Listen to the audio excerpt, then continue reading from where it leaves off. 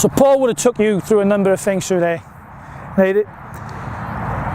I could do an old school session where I just purely work on the technique, but have you ever done a session where you've been completely isolated from physical, psychological, social and tactical? No, they don't happen. They don't happen. I'm not saying there's anything wrong with them, because sometimes you have got to zoom in on specific things, but what we try to make sure we do here is think about the 5 pillars or 5 corners, whatever you want to term it, and make sure we hit all of them in a session. But for your assessment, and like we do here as well, we try to really emphasise 2. So the technical corner, obviously I was working on what? Dribbling, yeah. What other corner was I really emphasising? Psychological. Social and psychological are similar, but I'm working psychological mainly, okay? So think of words beginning with C. Which psychological aspects was I really trying to promote? Committed. Right, that's great. Easy one to hear, yeah? And it was consistently delivered all the way through, wasn't it? Now, if you look at the social pillar or social corner, the messages I'm communicating, that's the real social thing there. I'm consistently, yeah, and repetitively promoting a clear message. We are working on X. Yeah, so I've used the social corner to communicate there, and in the psychological hit I'm getting is commitment. And I've used different ways then to get them to understand what it is. Because we can say, all right, we're going to work on commitment today. And I know he's a bit old now, but I know he'd be committed to bombing up and down wings for playing as a left back when he was 18. Yeah? So I didn't do, I'm not that old. Right? I know that. But for younger players, they might have to start building that knowledge. So I've looked at things relevant to dribbling, which are going to help it, you know, to really drill in the commitment. So the first thing, they had challenges before they got on the pitch, the cards are on the floor.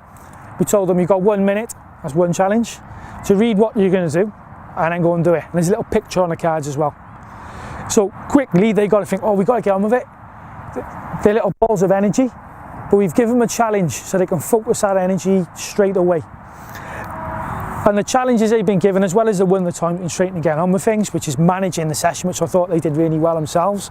We didn't have to do a lot in terms of management, do we? Which is much better than the older students we had earlier, to be fair, so well done to the kids, right?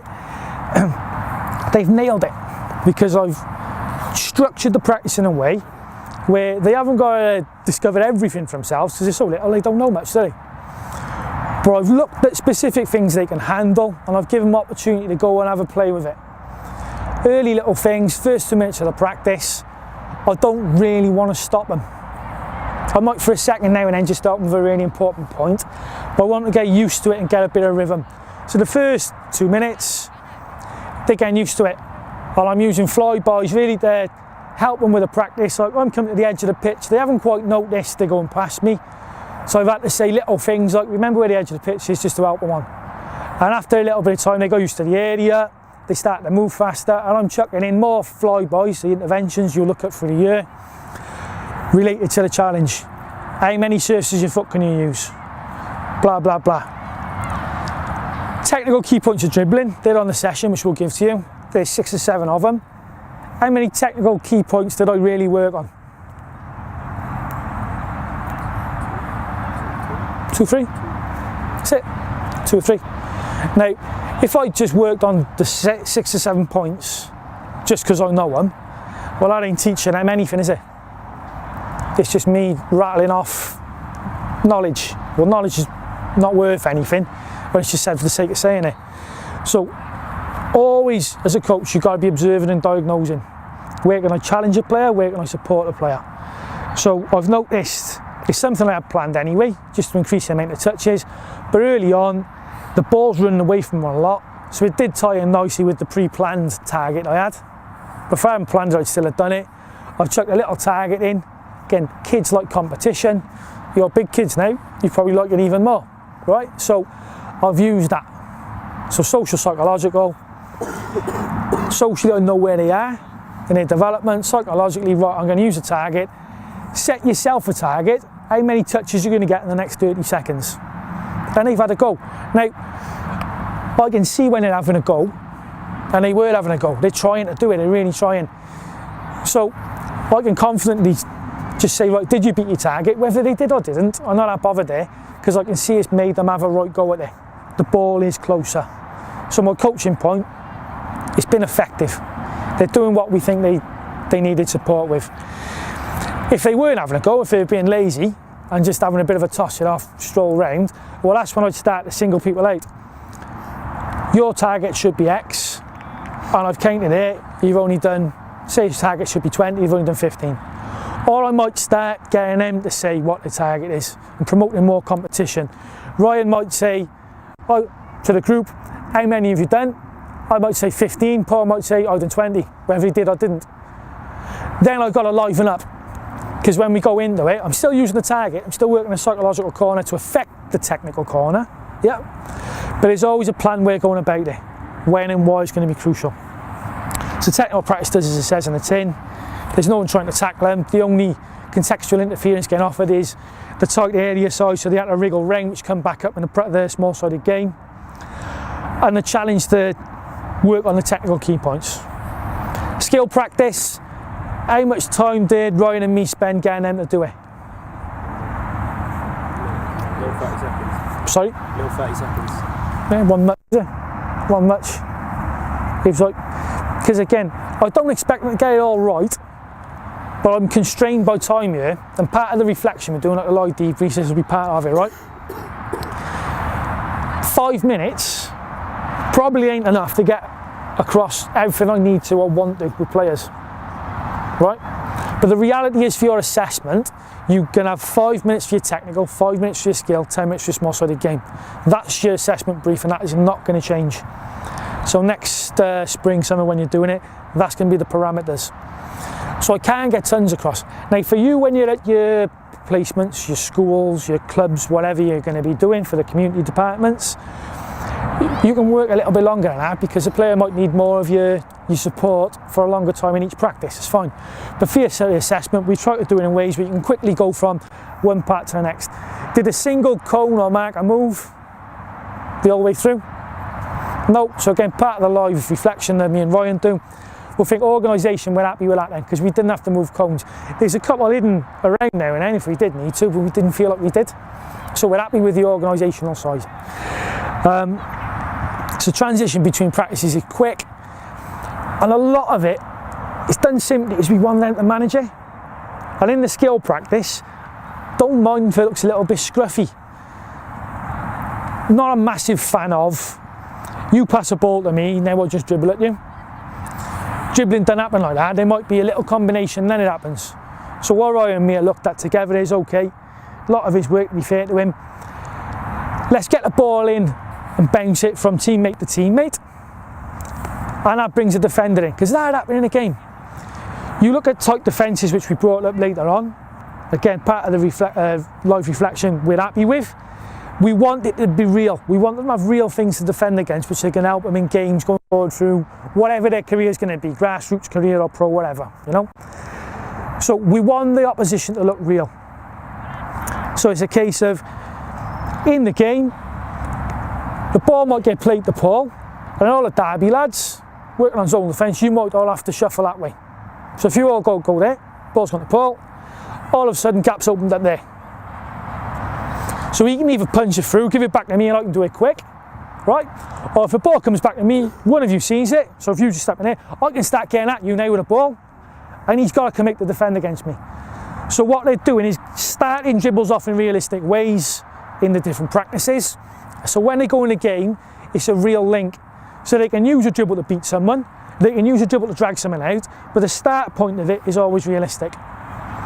The only one that probably wasn't realistic in terms of a start point for dribbling in a small-sided game was we let them, if they wanted to, dribble it in from the side, as well as pass it in or throw it in. No one took a throw in, fine, you know, I'm not that bothered. Players will need to learn how to do throw-ins, definitely. But for the purpose of a dribbling session, this is one of the times it does help to let them dribble in if they need to, because there's another chance to dribble. Make sense? So technical, blah, blah, blah, all we're working through.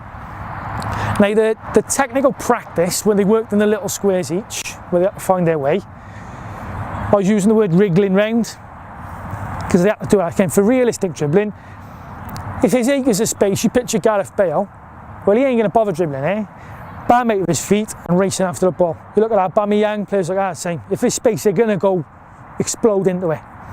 But when it's tight and compact, you look at your Messis, you look at your Isco, stuff like that, they might have to have a little bit of a wriggle round. So practice one, the technical. When did it come to life in the small-sided game? Sorry? When it went in, so in the middle. When it went into the middle, so when play go what? Tight. You got tight, compact, innit? Yeah. So the challenge, which again, live reflection we're happy with, big pitch, little pitch, making the pitch little, brought that to life to technical practice. Because if everyone had just stood around all over the pitch when defending, well, that ain't real, is it? We got to get them to squash up a little bit. So again, the wriggling round, they might have to do that to get out of trouble. And I wouldn't say every dribbling is successful, would you? No, not at all. But I'm not going to nail every one. I've done things I've rationalised really needed help. The key thing is they were committed to dribbling. So you hear it all the time with coaches, don't dribble in here. Well, why? Messi does it. Messi haven't done that overnight, have he? Or have he? Probably took a while to learn how to do it, I'd hazard a guess, right? To be that good at it. Because he's been allowed to do it. Dribbling practice, the context of that, I want to let him repetitively work on those little pictures. The little picture might be slightly different each time. You might come out instead of him. Or you might come out. But I want to give him that opportunity to go express himself in it. Right, I can wriggle round a number of different ones. MK Dons, is it? Dele Alli came out of your academy, didn't he? Unbelievable. Wriggling and getting out here, this and that sort of stuff. It's a way to do it. You know, if you don't let them at all, they'll never be able to pull that off. And we don't know them little kids. I'm not saying any, but maybe one of them can do it. Happy with intervention styles. So coaching process, I used them full twice. Everyone got a downer on it. Reality of life is, you must do it for your assessment. So get used to doing it. When you're coaching, you will always use it, but there will be times over the week, every week you will use it. So it is a tool you will need at some point.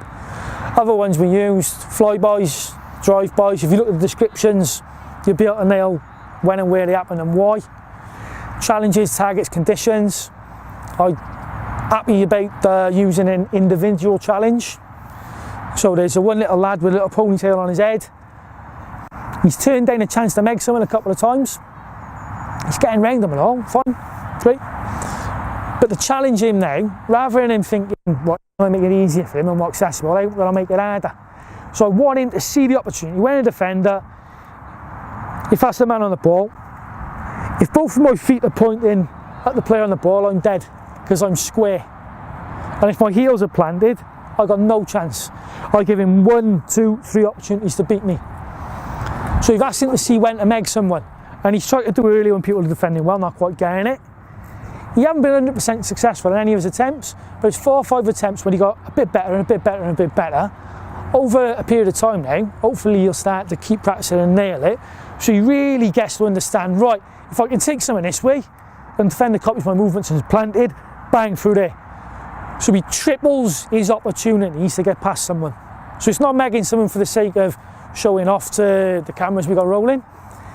Tripling his opportunities to get past the defender and accelerating the space. Right with that. We kept it competitive, quite happy with that, right? We kept going on to the scores, didn't we? They had to communicate in different ways. What was the point you made about the little lad in the blue? So, the blue scored and we had an intervention. Anybody notice what the blue team captains used to do? Captains? Anybody notice what the blue team captain did? Yeah, what did he do after the intervention? Straight back to the scoreboard. So that tells me and him, number one, he's competitive, wants to win. And number two, he's switched on, so he understands what's going on. So if he gets it, likelihood he can relay the message to other people. It saves us that management issue. And then we can just worry about coaching. Does that make sense? All because our organisation was good. Yeah. So again, part of the debrief, we're happy with the outcomes and we're happy with the way we let him manage it, because he's at the nail on the head. We can sit back and coach him. That's what we want. Any questions? Paul, anything, mate? No, we noticed the size difference. Right. in the areas and the skill practices and why we do it in terms of challenging players to gain more success, but also in terms of the players' ownership and management of if a better dribbler is needing to go and beat an opposition player, how that would be related into a game. So would you put a left winger up against a good right back, or would you swap him over, put him up against a not so good left back? The size of them zones is a great observation, something we didn't have time to go into in detail, but great, that's the things we want you to see. That's it. We've got a tight channel here. If I got my best left winger and my best right back, I probably want them to live in here. And I'll stick them in it, stay in there, challenge yourself to stay in there. Some of the other players, they might need a little bit more room, so they can drift over to that bigger channel. So in terms of confidence, which you might have to develop in players, you might have a player comes into your session, and the first couple of weeks they're living in here, more space, less pressure. As they become more confident, then they might challenge themselves to come and live in here. You know, Paul's decent, I want to have a go against Paul today. And again, it's left for them to manage.